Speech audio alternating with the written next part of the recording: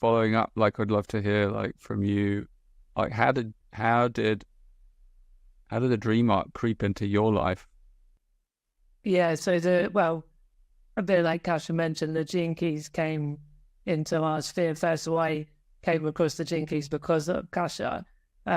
Sort of probably a year or two after Kasia had been playing around with it, I got more and more curious about this thing that she kept mentioning. So yeah, I kind of did the profile when I read the book. I've got the book on Audible that you wrote about the Gene Keys. So I sort of dip in and out of different Gene Keys over time.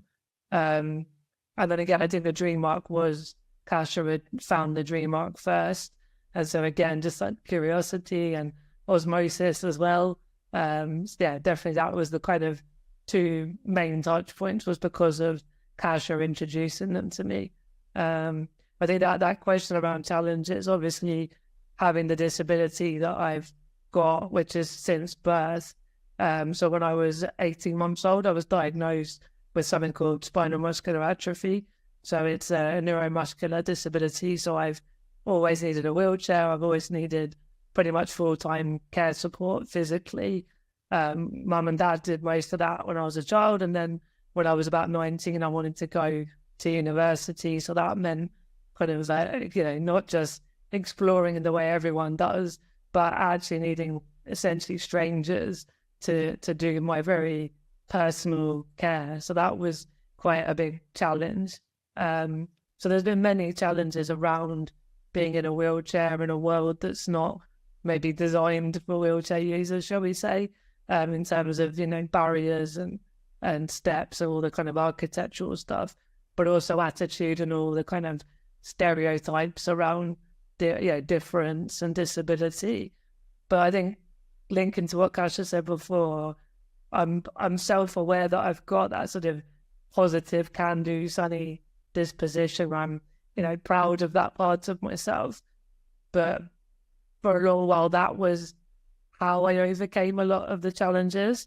And as I've got into my mid and now late 30s, there were certain things that were always there, bubbling under the surface, that I could just keep busy and stay positive, that started to really say, hang on, we need a bit of focus and a bit of attention here.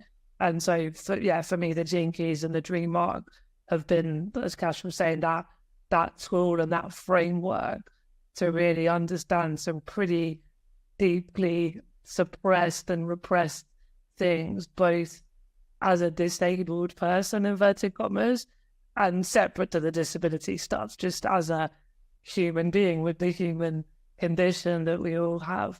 And so I think I've learned that it's okay to face my fears and shadows and not always have to be that sunny, positive person. And that's been quite a hard process the last 2, 3, 4 years.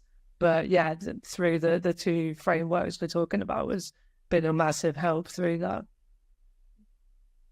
And Kasia mentioned like the tick, and which is great, the little insect, that tick, as an underworld creature, that kind of triggered and, perhaps a reappraisal of your purpose in life at a visceral level, which is an amazing thing itself. But also, I'm wondering, in the category of fears and the underworld creatures in the dream arc, I wonder if there's any that you have resonated with, that kind of, or not resonated with, that have kind of crept in a bit and maybe brought some of that shadow stuff that you're talking about. Are there any that you can think of, or are you still in a bit of a journey with that? Yeah, there's not anything.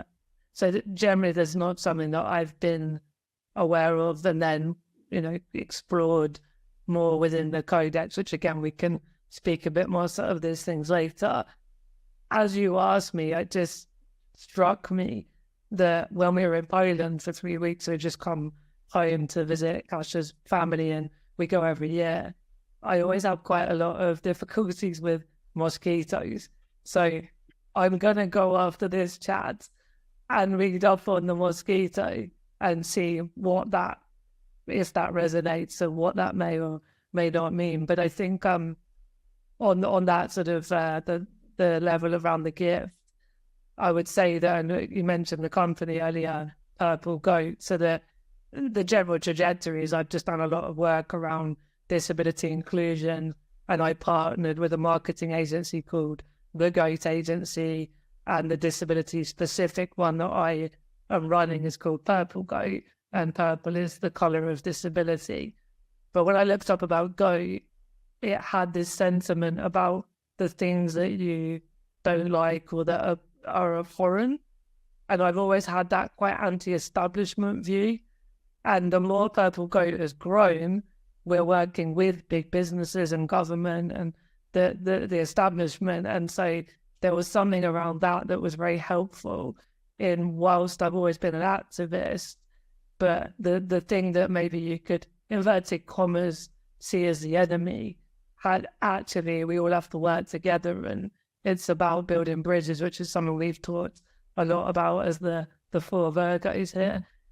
So the goat did resonate in a way around that kind of angle, and also looking after your health, which is something the last sort of 2 to 3 years, it's kind of, I've gone, okay, I can't just be on the go all day and all night and burn the candle at all ends. So the goat resonated in a very specific way, after already having named the business that. That's amazing. And I don't know if you're aware that, I know that in the dream arc, every creature has 2 programming partners, what do we call them? Dream arc partners. Or trio partners. Yeah, trio of partners. And the goat is paired with the mosquito. No way. Yeah. So I think you might want to look at that. What fear the mosquito represents. Yeah. Because every underworld creature represents a fear, and like, what is that fear, and how does the goat's energy release it, transform it, and bring it out? And then the bird, by the way, is the seagull, so you can get the whole story.